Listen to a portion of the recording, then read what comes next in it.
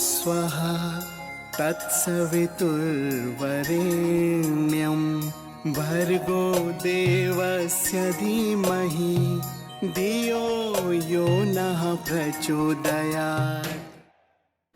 प्रतिकुलपति देव संस्कृति विश्वविद्यालय डॉक्टर चिन्मय पंड्या जी से विनम्र आग्रह है कि आप कृपया अपना उद्बोधन दें। बहुत धन्यवाद। मित्रों, परम पूज्य गुरुदेव परम वंदनीय माता जी की दिव्य उपस्थिति को साक्षी मानते हुए माँ गायत्री के पावन मंत्र के साथ में अपनी बात को आरंभ करना चाहता हूँ। माँ गायत्री का ये पवित्र मंत्र मानवीय संभावनाओं के जागरण का और मानवीय चेतना के रूपांतरण का मंत्र है। स्थिर चित्त के साथ, शांत मन के साथ उस शक्ति का आवाहन करें जो हमें सद्ज्ञान की ओर, सन्मार्ग की ओर लेकर के चलती हैं।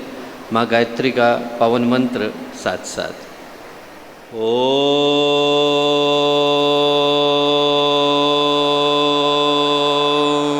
भूर्भुवः स्वः तत्सवितुर्वरेण्यं भर्गो देवस्य धीमहि धियो यो नः प्रचोदयात्।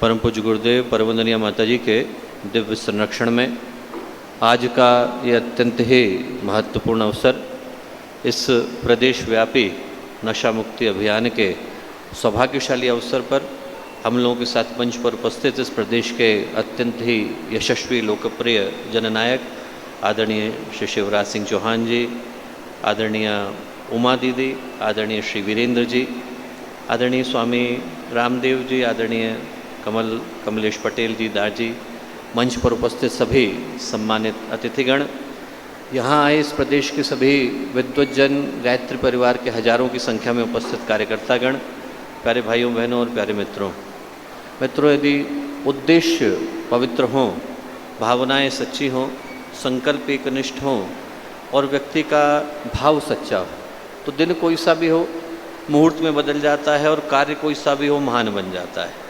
और आज के दिन के लिए तो ये बात अक्षरशः सत्य सिद्ध होती है, क्योंकि आज जब हम लोग नवरात्रि के इस पावन काल में भारत के दो अप्रतिम कर्णधारों लाल बहादुर शास्त्री जी, महात्मा गांधी जी की जयंती के शुभ अवसर पर भारत के भाग्य को बदल देने वाले विषय को ध्यान में रखकर आज के इस महत्वपूर्ण अभियान का हिस्सा बन रहे हैं, तो मैं समझता हूं कि आज का ये दिन अपने आप ही एक अलौकिक मुहूर्त में बदल गया है। 15 करोड़ आस्थावान परिजनों का वो जनसमूह जिसको हम लोग गायत्री परिवार कह करके पुकारते हैं, उनमें से प्रत्येक की प्रार्थना आज इस अभियान की सफलता के लिए यहाँ आकर के जुड़ रही है और इस भाव के साथ जुड़ रही है कि यदि ये अभियान अपने परिणाम को प्राप्त करता है तो भारत के भविष्य को बदल पाना संभव हो सकता है। कैसे हो सकता है, इस विषय पर कुछ कहूँ उससे पहले कुछ बातें इस विषय पर कहना चाहता हूँ कि आज की परिस्थितियों में ये जो अभियान है वो भारत का सबसे महत्वपूर्ण अभियान क्यों बन जाता है। हम लोग स्मरण करके देखें कि 15 जनवरी 1897 को जब स्वामी विवेकानंद भारत वापस लौटे और उनका स्वागत एक बहुत बड़ी जनसभा ने किया, तो जब जनसभा ने उनका सम्मान किया, करने के बाद जो सभा के अध्यक्ष थे उनने स्वामी विवेकानंद से प्रश्न पूछा। उनने प्रश्न पूछा कि स्वामी जी, आप इतने दिनों तक विदेश रहे तो आपकी उपस्थिति का लाभ वहाँ के लोगों को मिला। वेद है, पुराण है, उपनिषद है, योग सूत्र है, वो सारे विषय जिनसे वो सर्वथा परिचित थे उनको जान पाने का सौभाग्य उन लोगों को मिला, आपके माध्यम से मिला, तो उनका लाभ हुआ। आपका क्या लाभ हुआ? तो स्वामी विवेकानंद ने बड़ा प्यारा उत्तर दिया। स्वामी विवेकानंद ने कहा कि मैं इतने दिनों तक भारत की भूमि से दूर रहा हूँ तो पहले जिन बातों को मैं भावना के आवेश में आकर के सत्य मानता था उनको प्रमाण पूर्वक सत्य मानता। पहले हर कोई कहता था कि भारत पुण्य भूमि है, यशो भूमि है, अवतारों की भूमि है, मैं भी हाँ में हाँ मिलाता था, पर मेरा अपना उस विषय में कोई विश्वास नहीं था। बोले इतने दिनों तक मैं भारत की भूमि से दूर रहा हूँ तो अब इस बात को पूरे प्रमाण के साथ कह सकता हूँ कि यदि पूरे विश्व में कोई एक देश ऐसा है जहाँ पर दया का, त्याग का, करुणा का, मानवता का, आध्यात्मिक उत्कर्ष का आध्यात्मिक संभावनाओं का सर्वाधिक विकास हुआ है तो भारत का देश।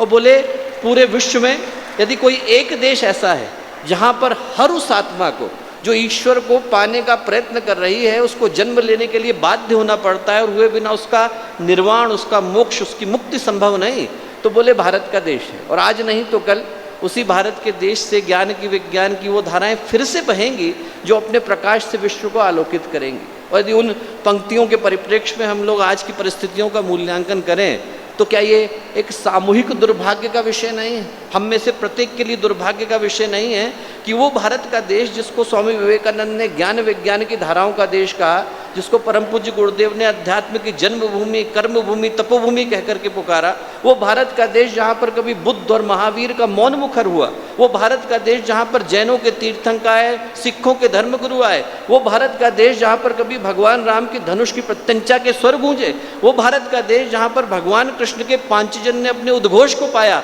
वो भारत का देश जहाँ पर कबीर, सूर, तुलसी, मीरा, चैतन्य जैसे भक्ति के शिखर ने जन्म लिया, वो भारत का देश जहाँ पर कभी आचार्य शंकर आए, रामानुज आए, निम्बार्क आए, मध्व आए, एक से एक बढ़कर ज्ञान, विवेक, वैराग्य के शिखर आए। आज उसी भारत के देश में चुनौती का, कुहासा का घेरा इस कदर व्याप्त हो गया है कि यहाँ पर 10 से लेकर 12 करोड़ लोग नशे की गिरफ्त में आकर, दुर्व्यसनों की गिरफ्त में आकर अपनी ज़िंदगी, अपने परिवार की ज़िंदगी, समाज की ज़िंदगी, सबकी खुशियाँ बर्बाद करते नजर आते हैं। मैं समझता हूँ कि ये चिंता का विषय है।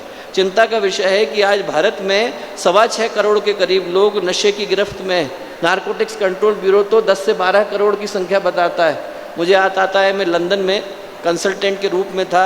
एक रात को हमारे हॉस्पिटल में एक लड़का आया, 27 साल का था, और 27 साल का वो लड़का जो था, उसके पिता लंदन के सबसे अमीर व्यक्ति थे। कैम्ब्रिज को उसने टॉप किया। सिर्फ एक ही समस्या थी, कोकेन लेने की आदत पड़ गई थी। और यदि कोई व्यक्ति कोकेन को लंबे समय तक लेता है तो उसको एक स्पेसिफिक टाइप के हेलुसिनेशन विकसित होते हैं, जिसको हम लोग लिलीपुशियन हेलुसिनेशन कह करके पुकारते हैं। गुलिवर इन लिलीपुट से वो शब्द निकल करके आया। छोटे छोटे व्यक्ति उसको अपने शरीर में चलते हुए दिखाई पड़ते थे। इंसुलिन की सिरिंज से निकालने की कोशिश करता था। जिस रात को देखा, उस रात को 27 छेद पूरे शरीर के अंदर थे। 3 महीने लगे हमको उसे ठीक करने में, और हर रात भारी पड़ती थी। हर रात को लड़ता था, गुस्सा करता था। एक दिन उससे पूछा मैंने कि इतना क्रोध किस पर है? तो बोला, आप लोग अपने पर मत लेना, आप लोगों के प्रति नहीं है, मैं अपने पिता से क्रोधित हूँ। मैंने पूछा क्यों? बोले, आप कल्पना करके देखो कि एक सामान्य व्यक्ति अपनी ज़िंदगी में कुछ पाने के लिए आगे बढ़ता है, अच्छी नौकरी मिले, अच्छा परिवार मिले, व्यक्ति सेटल हो। बोले, मैं 18 साल का था, 3 फरारी गिफ्ट में मिल गई। 20 साल का हुआ तो हेलीकॉप्टर गिफ्ट में मिल गए। ऊपर जाने को तो कुछ नहीं था, नीचे गिरने को पर्याप्त था। कोकेन की आदत पड़ गई। मैंने कहा कि आपके पिता इसके लिए जिम्मेवार हो भी सकते हैं, नहीं भी हो सकते हैं। उनका इरादा नहीं था कि आपकी ज़िंदगी को वो ध्वंस करें, पर यदि आपको लगता भी है कि आपके पिता जिम्मेवार हैं तो प्रश्न उभरता है कि ज़िंदगी किसकी है? आप ज़िंदगी भर अपने पिता को दोष देते हुए गुजारोगे या जिम्मेवारी लोगे? बस वो दिन था, वो लड़का गया। 3 साल के बाद उसने साउथ अफ्रीका से पत्र लिखा। बोले, आपने वो बात उस दिन कहीं मेरे दिल में बड़ी गहरी चुभी। मैं पूरे विश्व के भ्रमण पर निकला और बोले मैं भारत गया, और बोले भारत में मैं एक स्थान पे घूमता था, बस्तर, आप लोग तो अच्छे से परिचित है, पहले मध्य प्रदेश का हिस्सा हुआ करता था। बोले वहाँ पर मैंने एक किसान को देखा, गरीब था, कपड़े नहीं थे, 4 बच्चे थे पालने को, पर बहुत खुश थे, आपस में खुशी से रह रहे थे। बोले उनने मुझको भी बुलाया कि आओ तुम भी हमारे साथ खाना खा लो। तो मैंने अपने दुभाषी से पूछा, इंटरप्रेटर से पूछा कि जरा इससे पूछ के तो देख, इसके पास कुछ नहीं है, इतना खुश क्यों है? तो उस किसान ने क्या उत्तर दिया? किसान बोला कि इनसे किसने कह दिया कि मेरे पास कुछ नहीं है? बोले इनसे कहो कि मेरे पास परिवार है। बोला मैंने अगले ही क्षण फ्लाइट ली, लंदन को गया और जाकर अपने पिता को गले लगाया। बोले हम दोनों फूट फूट करके रोए। पहली बार महसूस हुआ कि परिवार का मूल्य क्या होता है। और क्या ये दुर्भाग्य का विषय नहीं दोस्तों? हम लोग सोच के देखें कि वो भारत का देश जहाँ पर गांव का किसान भी लंदन के सबसे अमीर व्यक्ति को परिवार का मूल्य सिखाता था, आज वहाँ परिवारों के परिवार नशे की गिरफ्त में आकर बर्बाद होते जा रहे हैं। सिर्फ वो व्यक्ति बर्बाद नहीं होता जिसको एडिक्शन है। अल्कोहल के कारण 10 तरीके के कैंसर हो जाते हैं, तो शरीर गया, मन गया, परिवार की खुशियाँ गई, परिवार की आर्थिक समृद्धि गई। सिर्फ उन व्यक्तियों का जीवन बर्बाद नहीं हुआ, उस परिवार का भी हुआ। वो व्यक्ति तो बर्बाद हुआ ही हुआ, उस व्यक्ति का परिवार भी गया। और यदि उस व्यक्ति को अपनी आदत को पूरा करने के लिए अपराध की तरफ मुड़ना पड़े तक का समाज भी गया। हम लोग सिर्फ एक व्यक्ति को नहीं खोते हैं, देश एक जिम्मेवार नागरिक को खो बैठता है। तो इस विषय पर हर व्यक्ति को सोचने की आवश्यकता है। और ये बड़े गौरव का विषय है कि पूज्य गुरुदेव ने गायत्री परिवार के स्थापित आंदोलनों में दुर्व्यसनों से मुक्ति को आज से 50 वर्ष पहले चुना। आज शांति कुंज को बने हुए 51 वर्ष हो गए। शांति कुंज में 25,000 लोगों के रहने की व्यवस्था है, पैसा किसी से लिया नहीं जाता। जितने लोग यहाँ पर बैठे हैं, मैं हर व्यक्ति से कहूँगा कि आपका अपना एक घर शांति कुंज में है, हरिद्वार में है, आप लोग वहाँ अवश्य आइए। और जब आप आएंगे पैसा नहीं लिया जाता है। गुरुदेव ने कहा कि पैसा नहीं लेंगे, बदले में आपको यदि कुछ देना है तो आप अपने दुर्व्यसनों को दे दीजिए। वहाँ 71 से लेकर आज तक 2022 में हम लोग बैठे हैं, लाखों करोड़ों लोग आए और बदले में गुरुदेव ने एक ही चीज़ मांगा कि आपको आपके दुर्व्यसनों को त्यागने की आवश्यकता है, इसके अलावा और किसी दान की हमें आवश्यकता नहीं। यहाँ पर बड़वानी की टीम बैठी है। मैं माननीय मुख्यमंत्री जी को बताना चाहता हूँ कि आज से 4 वर्ष पहले उन लोगों ने छोटे छोटे बच्चों के माध्यम से 108 कुंडी यज्ञ किया। 12 से 18 साल के बच्चे कराने वाले, 12 से 18 साल के बच्चे संगीत देने वाले। और जब यज्ञ समाप्त हुआ तो वो बच्चे अपना अपना कुर्ता लेकर चल पड़े, बोले आप दान दे दीजिए। लोगों ने सोचा कि शांति कुंज वाले तो पैसे मांगते नहीं, ये लोग क्या मांग रहे हैं। उन्होंने कहा आपको क्या देना है? बोले नहीं, हमको आपकी सिर्फ बीड़ी दे दीजिए, आपकी सिगरेट दे दीजिए, आपका शराब दे दीजिए। लोग जो थे फूट फूट करके रोए। पूरा गांव बदला, शहर बदला, देश बदला। यहाँ पर जितने गायत्री परिवार के कार्यकर्ता हैं वो लोग हैं जो इस क्षेत्र में लंबे समय से कार्य कर रहे हैं। तो उन सब की ओर से मैं प्रदेश सरकार को, माननीय मुख्यमंत्री जी को, आदरणीय उमा दीदी को ये विश्वास दिलाता हूँ कि इस पवित्र कार्य में गायत्री परिवार प्रदेश सरकार के साथ कंधे से कंधा मिला करके खड़ा है।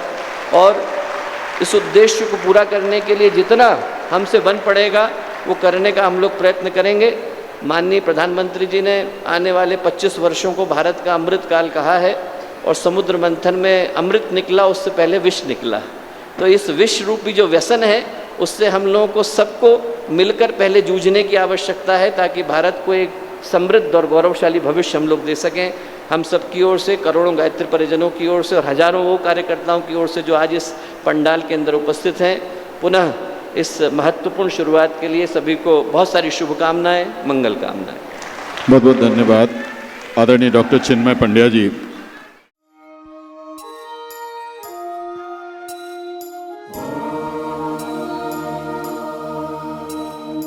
ॐ भूर्भुवः स्वः तत्सवितुर्वरेण्यं भर्गो देवस्य धीमहि धियो यो नः प्रचोदयात्।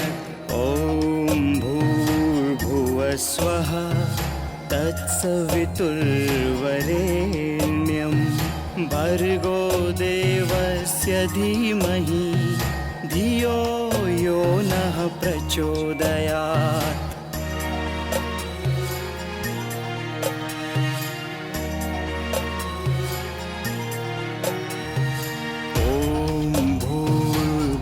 स्वः तत्सवितुर्वरेण्यं भर्गो देवस्य धीमहि धियो यो नः प्रचोदयात्।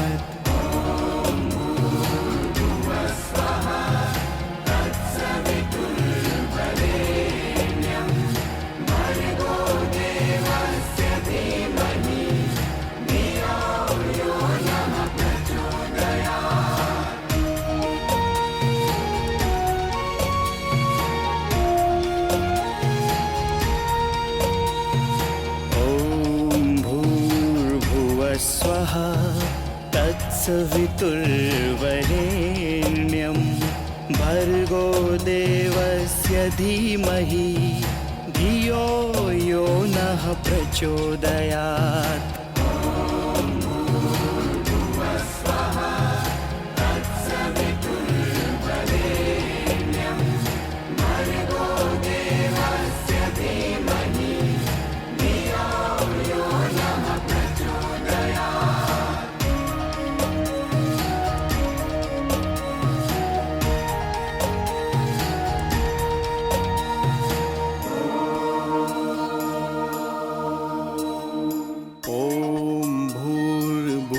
स्वः तत्सवितुर्वरेण्यं भर्गो देवस्य धीमहि धियो यो नः प्रचोदयात्। ॐ भूर्भुवस्वः तत्सवितुर्वरेण्यं भर्गो देवस्य धीमहि धियो यो नः प्रचोदयात्।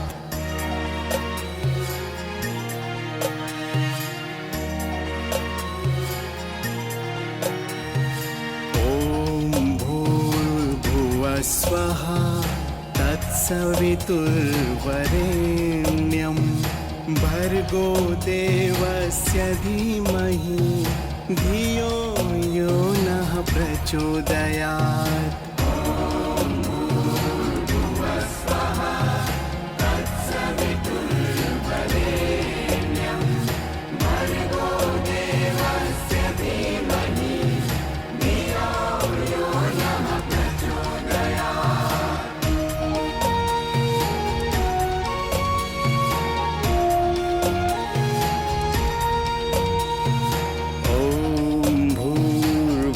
स्वः तत्सवितुर्वरेण्यं भर्गो देवस्य धीमहि धियो यो नः प्रचोदयात्। हमारे YouTube चैनल शांति कुंज वीडियो गायत्री परिवार को सब्सक्राइब करें एवं बेल आइकन जरूर दबाएं ताकि गायत्री परिवार की विभिन्न गतिविधियों की जानकारी आपको मिलती रहे।